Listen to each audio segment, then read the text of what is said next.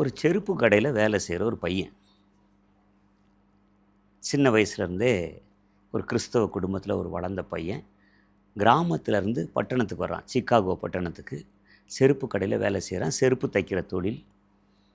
இந்த பையன் ஏதோ ஒரு சர்ச்சில் ஒரு சண்டே ஸ்கூலில் ஜாயின் பண்ணுறான். அப்படியே வளர்ந்து வளர்ந்து டீனேஜர் ஆகிறான். யார் டீச்சர்னு சொன்னால் எட்வர்ட் கிம்பல். அவர் ஒரு நாள் ஆண்டவர் பேசுகிறாரு. நீ போய் பாரு, பிள்ளைங்க வளருது, அவன் ரட்சிக்கப்பட்டிருக்கானா, தனிப்பட்ட முறையில் ரட்சிப்பின் அனுபவம் இருக்கா. இவர் போய் சந்திக்க போகிறாரு. சந்திக்க போகும்போது சொல்கிறாரு, உனக்கு ரட்சிப்பின் அனுபவம் உண்டா? அந்த பையன் அப்படியே பார்க்குறான். அன்னைக்கே தன்னை ஒப்பு கொடுக்குறான். அவர் தான் டிஎல் மூடி. டிஎல் மூடியை பற்றி சொல்லுவாங்க, பெரிய உருவம். தேவனுடைய சிங்காசனத்துக்கு முன்பாக ஒரு கையில் ஐரோப்பாவையும் ஒரு கையில் அமெரிக்காவையும் அவர் பிடித்து வச்சுருந்தார் சொல்லி தேவனுடைய சிங்காசனத்துக்கு முன்பாக நிற்பார். மிகப்பெரிய ஒரு அசைவை எழுப்புதலை உண்டு பண்ணின ஒரு தேவனுடைய மனிதன்.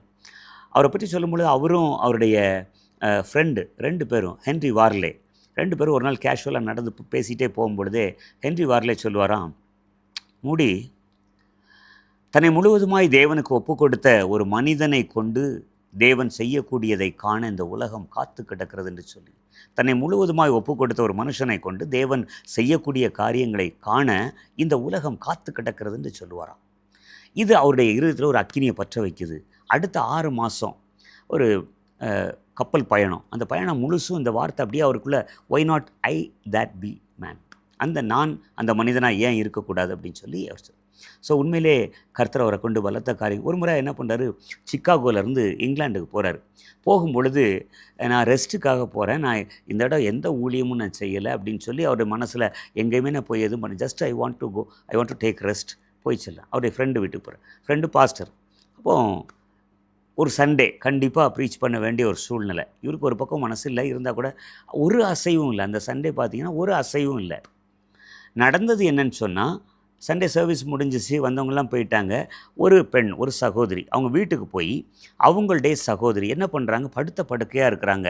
அவங்ககிட்ட போய் சொல்கிறாங்க, உனக்கு தெரியுமா நீங்கள் டிஎல் மூடி வந்தார். ஒரே சந்தோஷம், படுத்த படுக்கையாக இருக்கிறாங்க. அவங்க சொல்கிறாங்க, நான் எத்தனை வருஷமாக ஜோம் பண்ணிகிட்ருக்கிறேன், டிஎல் மூடி நம்ம சர்ச்சுக்கு வரணும்னு. இட் அப்படின்னு சொல்லிட்டு மத்தியானம் சாப்பாடே விட்டுறாங்க.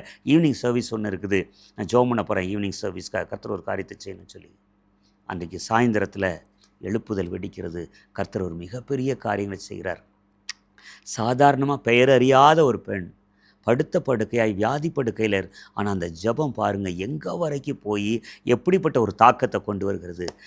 எந்த நிலைமையில் நீங்கள் இருந்தாலும் சரி, இன்றைக்கி எப்படிப்பட்ட சூழ்நிலை இருந்தாலும் சரி, ஜெபம் உலகத்தை அசைக்கக்கூடியது. உலகத்தின் எந்த மூலை வரைக்கும் செல்லக்கூடிய ஒரு மிகப்பெரிய ஒரு காரியம் ஜெபம். கர்த்தர் அப்படியே செய்வாராக.